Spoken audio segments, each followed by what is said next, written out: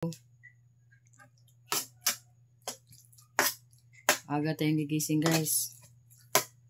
Aga tayong magluluto ngayon kasi alam mo na may estudyante ako at saka may happy ako na maaga din umalis sa bahay.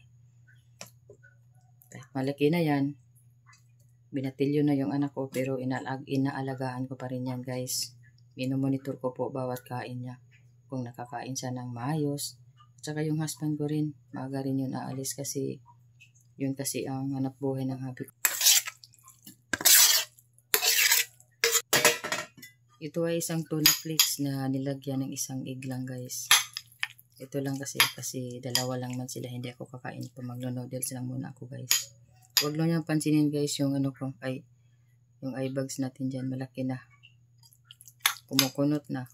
Dala na rin ng pagtataas ng edad siguro. Iwan ko nga. Or inaantok pa.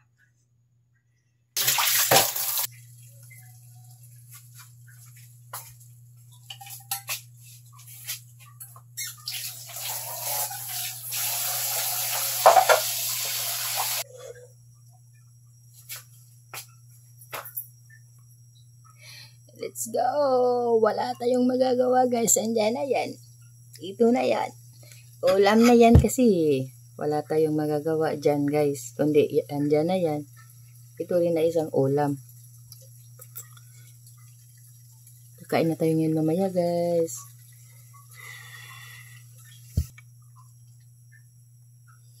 Sarap. Tikman nyo, sarap. Legit na legit yan guys. Andyan sa baba ang link ko guys.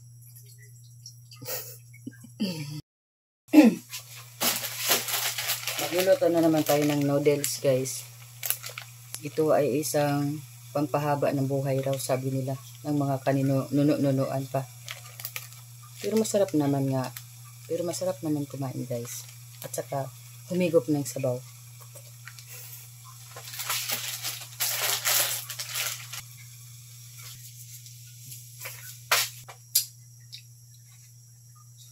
Sarap. Bra.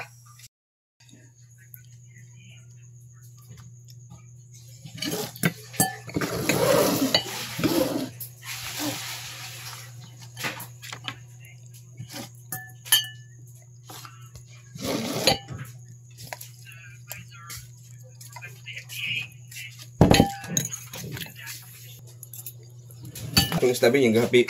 Gabiin na dito. Gabiin na. Dagan na ba hinalay? Pero tuho na siguro na ko na niya.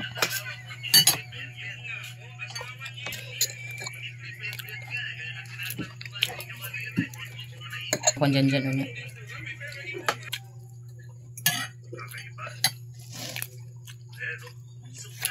Bye bye guys.